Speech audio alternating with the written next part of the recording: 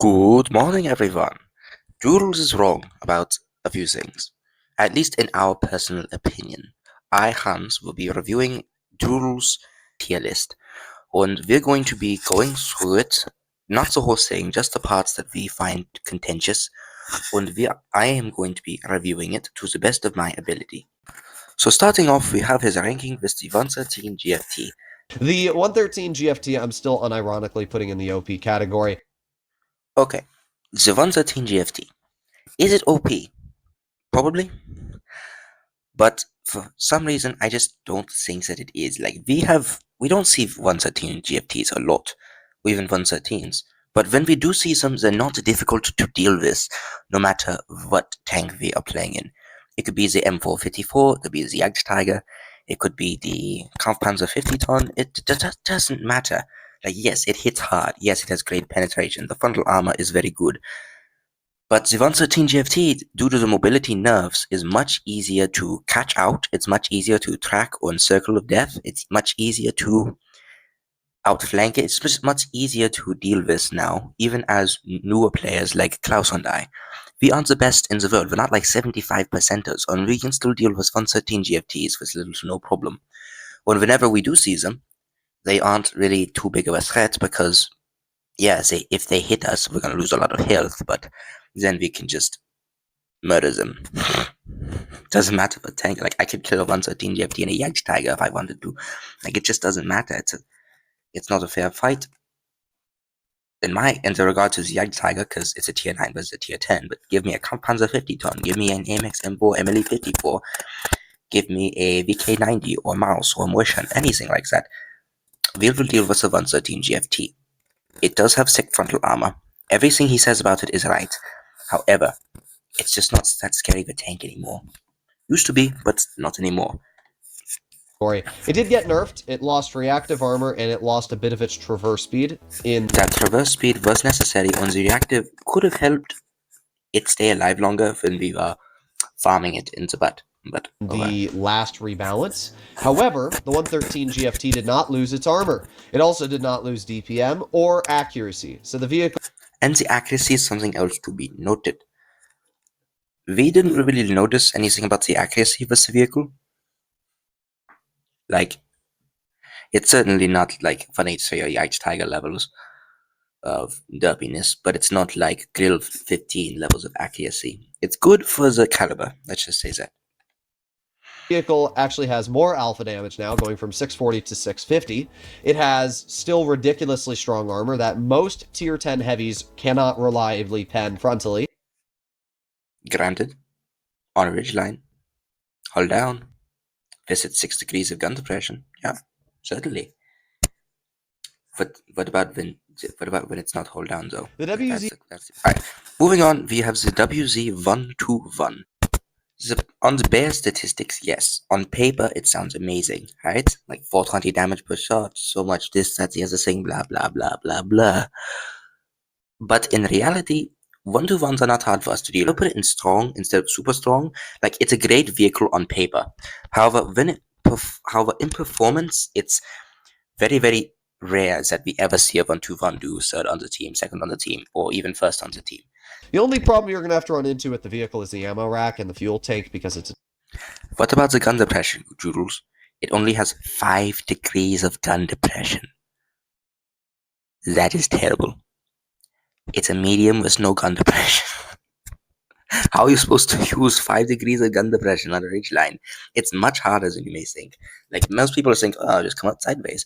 But when you have 5 degrees, you have to come up at a weird angle, or else you are showing your entire hull, and as he said, the ammo rack becomes a weak spot. The track fields are becoming a weak spot. So by the time you actually get your turret up over that ridge line, half of your hull is exposed, and you're getting pinned by everything that's staring at you. So, yeah. It's a Chinese vehicle, and for some reason, Chinese tanks are some of the weakest modules in Tier 10. Because they're made in China, Jules. They have the weakest modules because they are made in China.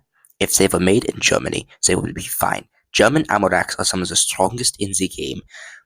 Chinese ammo racks are the weakest in the game. There is a reason for that, because German quality is just better. But to word, fix it's that, not I a just hard run concept. Protective Kit instead of Improve Fuel, and it usually gets the job done. In general, the 121's a beast, so definitely a tank Is it strong? Yes. Is it super strong? No.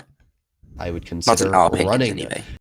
Minotauro, which is a tier 10 Italian auto-reloading tank destroyer, and the Minno's a tricky one. It's definitely close to the OP category for me. The vehicle features 490 damage per shot, it has 10 degrees of gun depression, solid DPM, and even pretty good mobility.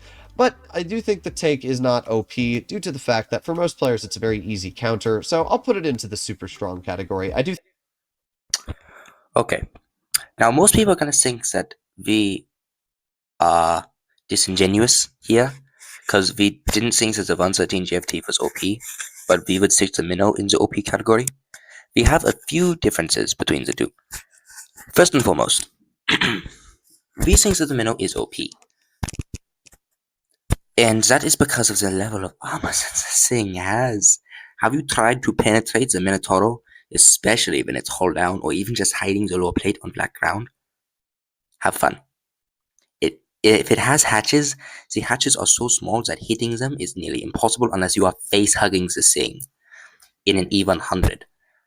That's how hard it is to hit the hatches on the Minnow. Like face-hugging in a tank that is much taller than it. It does do 500 damage per shot. Guess how many shells it has?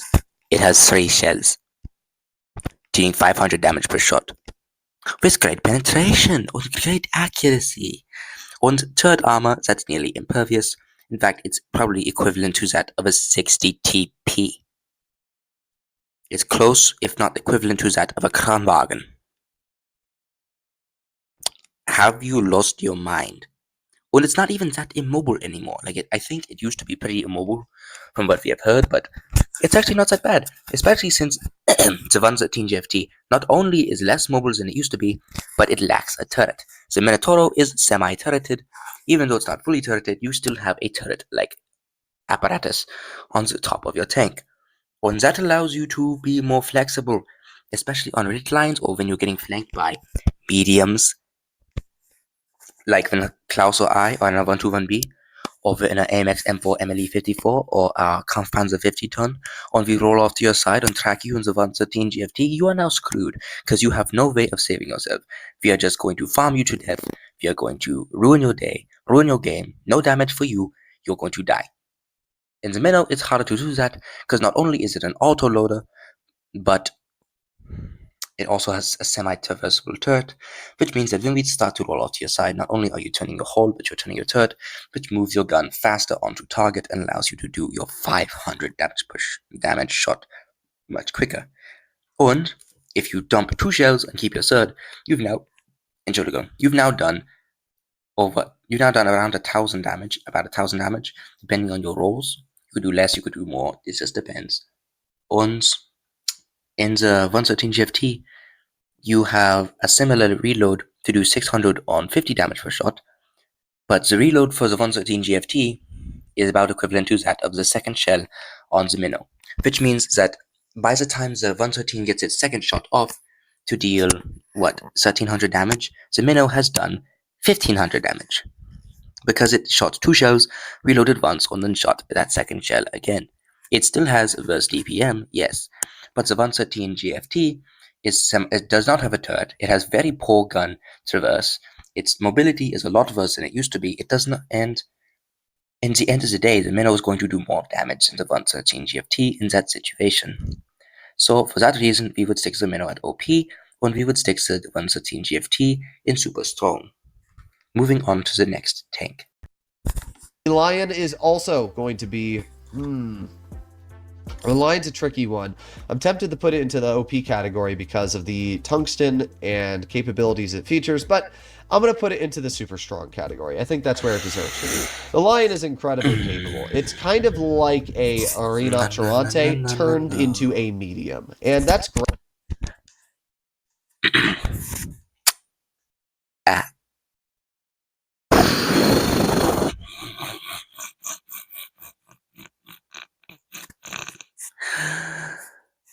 Nine. We are starting with 9. Have you fought the lion? Like, we don't have the lion. Now, obviously, Doodle has more experience than us. He actually has the lion. But have you fought this thing? It's not OP. Like, we have fought the Lion multiple times at this point in different vehicles, from tank destroyers to other mediums. No, we have not fought it in light tanks yet, but we probably will soon. The Lion is just not a very scary tank. Yes, it has that damage potential with the tungsten. Oh, the tungsten! The tungsten is amazing. Don't get us wrong. You love tungsten. If a tank has tungsten, guess what we're equipping on it? The tungsten. We run tungsten at adrenaline on our NICHT Tiger with calibrated shells to give us about 5,000 DPM. So anyone who says the Badger has more DPMs than the NICHT Tiger, you can go jump off a bridge now. But that aside, the Lion just isn't very scary because the armor is not good. Has 2 giant hatches on the roof. The turret is got a very big weak spot in the center, and even a little bit on the cheeks. The gun, while has dangerous damage potential, doesn't seem to roll as hard as you may think. Like with the tungsten, yes, it's dangerous, but not dangerous to the point where Klaus or I are going to be cowering in our shoes or our yak boots, depending on what we're wearing at the time.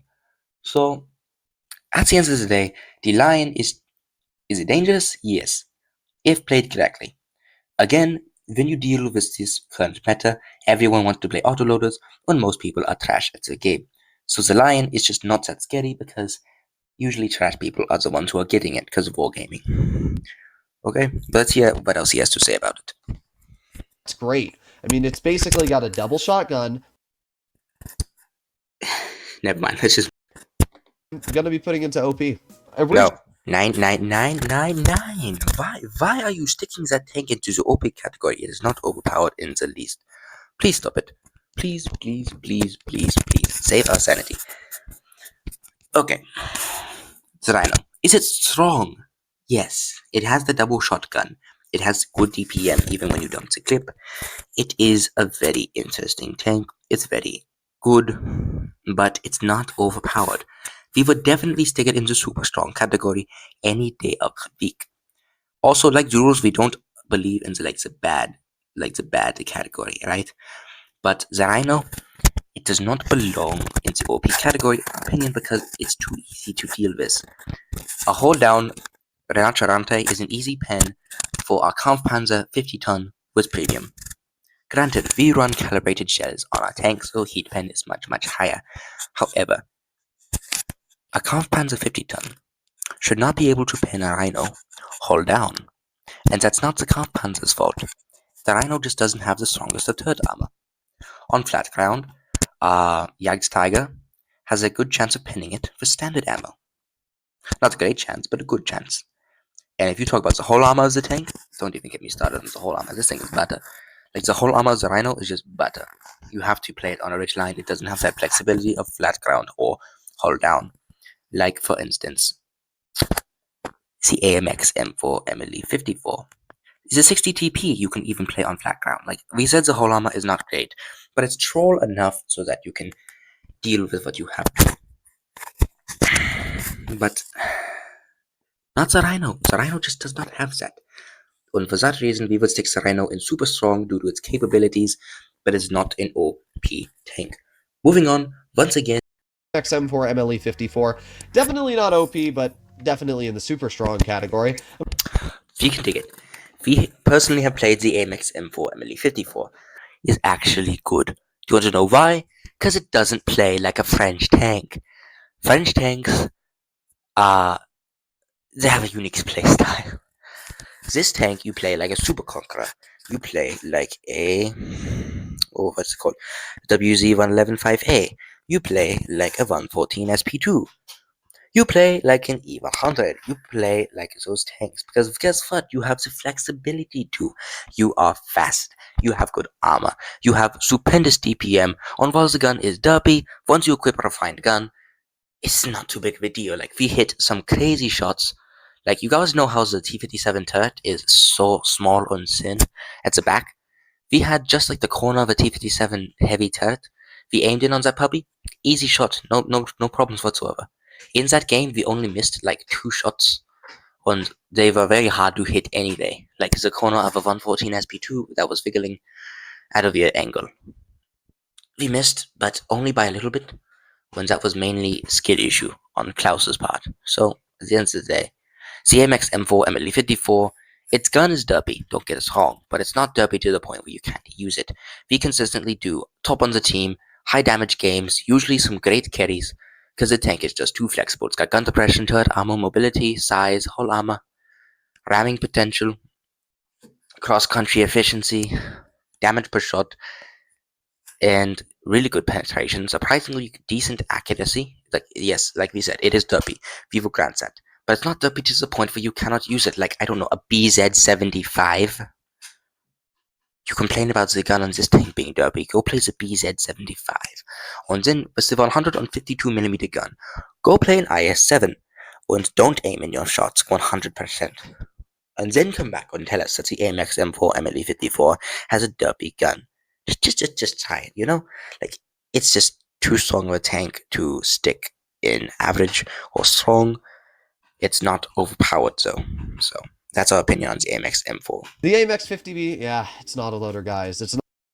Just because something is an autoloader does not make it overpowered. Don't you realize that after 10 years of playing this game? Even Klaus and I, we rarely play autoloaders, but we can consistently do well enough on the team to make an impact on the game to change it from a loss to a win. We regularly do that. We are a huge impact on our team, and we play autoloaders like once every 20 games, if that. Probably less than that. We love our single shot tanks. So yes, autoloaders have incredible damage potential. If you play them right, you are basically overpowered. However, once again, we will remind you, who are playing the AMX 50Bs? Mostly the losers, mostly the idiots. We play against AMX 50Bs on, yeah, they're scary, they have good penetration, they have also a high damage per clip. They miss or bounce like half the shots, if not all of them. Especially against a tank like the NICHT Tiger or the Martian. The Martian. It's not overpowered. The AMX 50B does not have armor at all. And yes, you'll get the occasional troll bounce when you're playing in it, but don't rely on it because most people are just going to farm you to death. Especially tanks with high caliber guns, because then they can HE pen you, if not from the front, then from the side. Chieftain Mark 6, loading Hesh, has very little trouble against the frontal armor of a AMX 50B. And that's because the tank may weigh 50 tons, but that comes from its sheer size and mass, not armor thickness. The tank is just huge. It has no armor, the gun is derpy, it bounces half its shots it fires, and only morons are playing it that we have seen. The AMX 50B is dangerous, but not so dangerous to the point where you can't deal with it. It's quite easy to deal with. It's called a track. Get a tracking shot, and every large caliber gun on your team is going to aim in on that puppy with HG, and if he doesn't repair his track and back into cover quick enough, he's going to lose a lot of health very quickly. If not die. Okay? Okay. I hate all of those. People are so overhyped. Please be warned. The German section might get a little bit heated. Let's just see what he has to say. Hear him out first. Ooh, E100's interesting. In my previous ranking, the E100 might have been opposite because the 15cm was the only gun that you'd really be running, but now the 12.8 got a big buff. It's definitely an interesting one. The 12.8 on the E100 is going to make me put it into the super strong category. Okay, we can agree with this. Because 12.8 does have DPM, and they improve the accuracy on the aiming time, on the reload speed, on everything, the penetration, to make the 12.8 much better as a tank. However, does it make it into super strong? Okay, fine, yeah, it does. It's a super heavy with 2,800 DPM, almost 2,900. It's super strong. However, what we do disagree with is where he puts the 15cm, because the 15cm is much stronger than many people assume now. It got heavily nerfed in the last update, and it's still a very, very dangerous gun option. Especially coming from someone like Droodles, who loves Alpha, and who has argued for Alpha over DPM in the past. Why he's choosing the DPM gun over the Alpha gun just doesn't make sense, but let's hear him out. Let's hear what he has to say. The vehicle features just shy of 3,000 DPM at the 12.8, which is crazy good. And when you pair that with the fact you have 2,900 health, you have solid mobility and everything else, it's a really capable tank. When it comes to the 15, Like we said, it is very stupid. It's very strong. It is super strong because it's an E100. It's an E100. What were you expecting? This tank is already nuts. It's one of the faster super heavies. It's got ridiculous levels of turret armor, on hull armor, especially when you angle the turret properly, or angle the hull well. The armor is just incredible.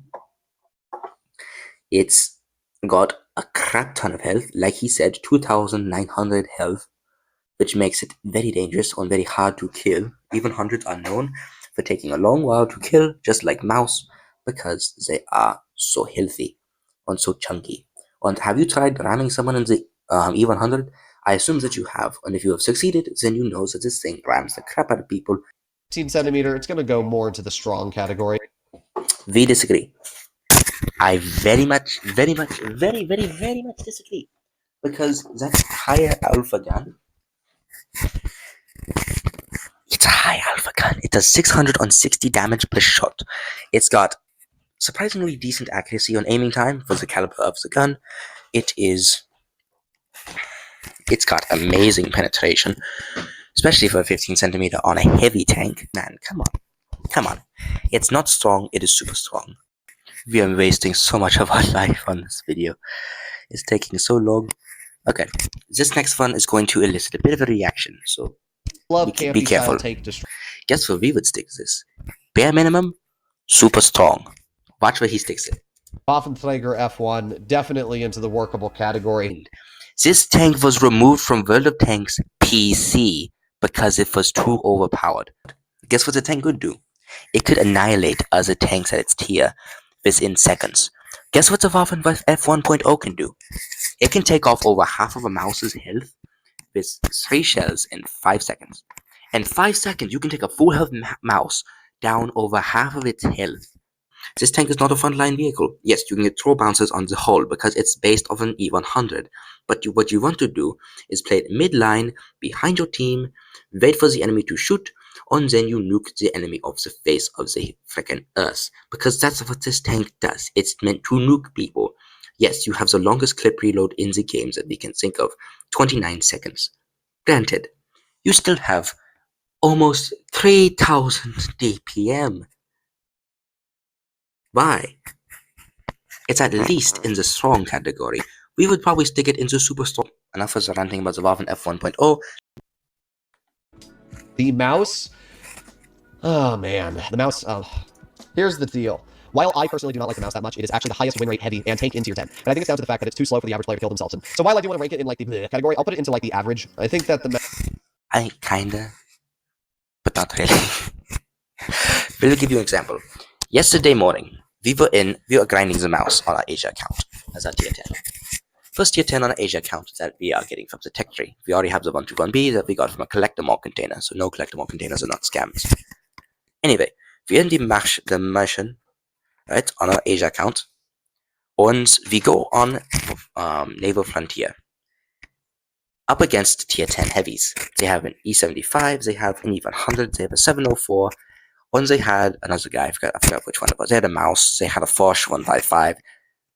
We got abandoned by a VK72 at the beginning of the heavy flank battle.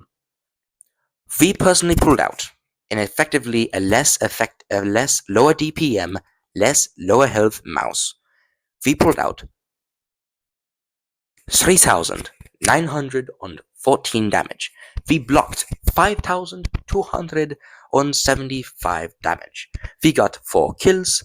We essentially carried the entire heavy flank after our VK72 abandoned us. We personally carried that entire game, and what is essentially a tier 9 mouse. Super heavies, no. They are still relevant, they are still effective. There's a reason super heavies exist in this game. There's a reason the mouse is the highest win rate tank at tier 10. Because guess what? It's not too, yes, it is too slow for people to just YOLO and kill themselves, but we have still in the past when we are less effective, like for instance, if we play the E10, or even when we play like the VK100 on Martian sometimes. Like, you drive out in the open, or you YOLO, you get screwed over. Like, you lose all your health. So yes, you can still get YOLO and then die in the mouse. The reason the mouse is so effective and has such a high win rate is because it has a crap ton of health, B, high DPM, C, good damage per shot, D, really good armor. Well, not really good, but somewhat good armor. Like, it's not great. Like, if you can pen the turret cheeks for standard, like, yeah, that's a problem. But still, really good armor. All of these things combined makes a mouse a very dangerous tank. Yes, on a ridgeline, fighting a mouse in the open is not a fair comparison because the Kampfpanzer has better mobility, has 3400 DPM running calibrated shells, it has tungsten, it has adrenaline, which gives it 4500 effective DPM. It's just not a fair comparison to put a Kampfpanzer 50 ton on a ridgeline against a mouse in the open. But stop saying the mouse is crap. Everyone who says the mouse is crap, please shut up now. You're wrong. The mouse is not bad. It's not wonderful. It's not the most amazing thing in the world. It's just, it's not as bad as people make it out to be. It's not a horrible tank, okay? Yeah, Hori's just going to go into the OP category, guys. Yeah, we kind of agree. We have to agree with that. The Hori's OP. Oof, FE2 and 5B183. Definitely not super strong or OP, but I'm going to let's see what he puts it in. We'll put it into the strong category. The 183 used to be like one of the worst tier 10s in my eyes. It was always unworkable to trash, but now the 183, now that Wargaming has buffed its camo, now that accuracy keeps getting buffed on the tank, its alpha got buffed. Yeah, the 183 definitely makes it into strong. We would say it's in super strong. The reason for that is the fact that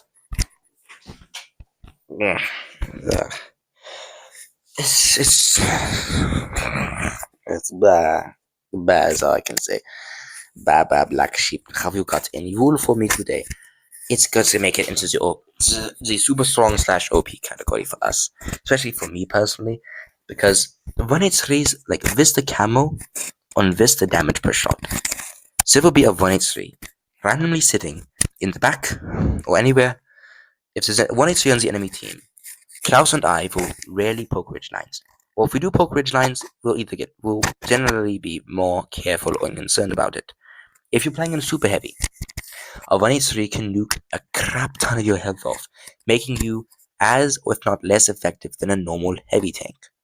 A 183 has over 320 millimeters of standard ammunition penetration with 950 damage per shot and 0.3 dispersion, with 3000 damage per minute. 183 definitely makes super strong category. The great level of accuracy, penetration, and overall capabilities, the 120mm goes into the OP category. The reason why is because the vehicle features 450 damage per shot with a 1.71 second interclip. That is insane. The FE2 and 5B18.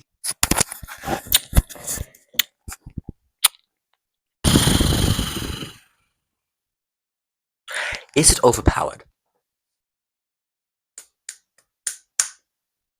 Not in my opinion. Like, in my personal opinion, it is not overpowered. Is it super strong? Yes, 120mm is very, very, very strong. You can do 900 damage in 1.71 seconds.